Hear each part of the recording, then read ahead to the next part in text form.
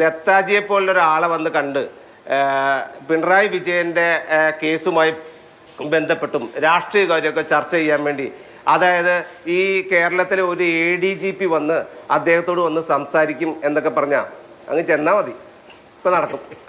എനിക്ക് കോൺഗ്രസിൻ്റെ പ്രതിനിധിയോട് മറ്റൊരു കാര്യം പറയാനുള്ളത്, നിങ്ങൾ ഇതൊക്കെ പറയുന്നുണ്ടല്ലോ, ഞങ്ങളൊരു ബാന്ധവുമില്ല. ഈ രാജസ്ഥാനിൽ CPM എന്താണ് സാർ ഉള്ളത്? ഒന്നുമില്ല, ഒരു സാധനമില്ലാത്ത. നിങ്ങൾക്ക് വലിയ വോട്ട് കിട്ടിയ സ്ഥലത്ത് പോയിട്ടുണ്ടല്ലോ, നിങ്ങൾ അവിടെ നിർത്തി, സ്ഥാനാർത്ഥി നിർത്തി ജയിപ്പിച്ച് നിങ്ങൾ ഡൽഹിയിൽ കൊണ്ടുപോയി രാഹുൽ ഗാന്ധി സിന്ദാബാദ് വിളിപ്പിക്കുക. ഞങ്ങൾക്കാണോ ബന്ധം, അതോ നിങ്ങൾക്കാണോ ബന്ധം?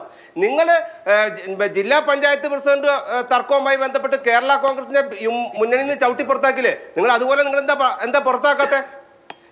ഞാൻ പറയാം, തൂവാനത്തുമ്പികളിലെ ജയകൃഷ്ണനും ക്ലാരയും തമ്മിലുള്ള ബന്ധമാണ് കോൺഗ്രസും CPM തമ്മിലുള്ള ബന്ധം.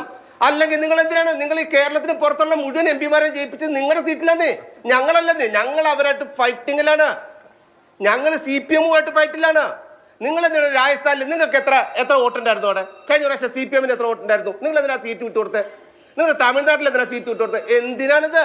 ഒന്നിച്ച് മുന്നണി ഉണ്ടാക്കി അവിടെ പോയി കേന്ദ്രത്തിൽ പോയി ഭരണം ഒന്നിച്ച് പങ്കിടാമെന്ന് വിചാരിച്ചല്ലേ ഇവിടുന്ന് പോയത്? ആളുകൾ അടുപ്പിച്ചില്ല, ഭൂരിപക്ഷം ഞങ്ങൾക്കാണ് കിട്ടിയേ. അതുകൊണ്ട് നിങ്ങൾ തമ്മിൽ തന്നെയാണ് ബന്ധം. ആ ബന്ധത്തിന് പിന്നെ ഇവിടെ ചെല്ല പൊറാട്ട് നാടകങ്ങൾ. ഇപ്പോൾ ഞങ്ങൾ തൃശ്ശൂർ ജയിച്ചത് പൂരം കലക്കിയിട്ടാണെന്ന് VD സതീശൻ പറയുന്നു. എല്ലാവർക്കും വലിയ പ്രിയപ്പെട്ടതാണ്. അവിടെയുള്ള എല്ലാ ജാതി വിഭാഗക്കാരും പൂരത്തെ ബഹുമാനിക്കുന്നു.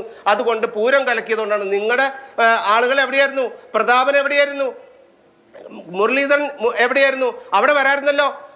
സുരേഷ് ഗോപി വരുന്നതിന് മുമ്പേ അവിടെ വരാമായിരുന്നു. ഇതൊന്നും വരാതെ നിങ്ങളുടെ സംസ്ഥാന പ്രസിഡന്റിനോട് ചോദിച്ചാൽ പറയും, ശക്തൻ തമ്പുരാൻ മൈതാനത്ത് മുഴുവൻ തകിട് വിട്ടിട്ട് കൂടോത്രം ചെയ്തുകൊണ്ടാണ് ജയിച്ചെന്ന് പറയും. ഇങ്ങനത്തെ വർത്തമാനങ്ങൾ നിങ്ങൾ പലതും പറയും. അതുകൊണ്ട് ഇതൊന്നും മുഖവിലേക്ക് എടുക്കേണ്ട ആവശ്യമില്ല. ഞങ്ങൾ പറയുന്നത് കേരളത്തിലെ ആഭ്യന്തര വകുപ്പ് അമ്പേ പരാജയമാണ്.